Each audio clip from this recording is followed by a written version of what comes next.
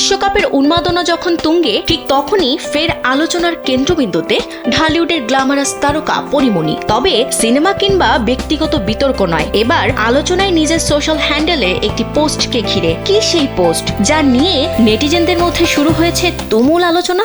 যদি পুরাতন প্রেম ঢাকা পড়ে যায়। সম্প্রতি নিজের সামাজিক যোগাযোগ মাধ্যমে একটি ফেসবুক পোস্টে এই তারকা সুন্দরী লিখেন, আর্জেন্টিনা কাপ জিতলে আমি আবার একটা বিয়ে করব ফাইনাল। এরপরই এই অভিনেত্রীর বিয়ের গুঞ্জন ডানা মেলে নেট দুনিয়ায়। তাহলে কি আবার বিয়ের পিড়িতে বসতে যাচ্ছেন পরিমণি? মজার ছলে তারই সুখবর দিচ্ছেন কি অভিনেত্রী? স্যান্ডেলিনা সো, রূপচর্চায় আভিজাত্য। সবার সঙ্গে দেখা হবে, কথা হবে, আড্ডা হবে।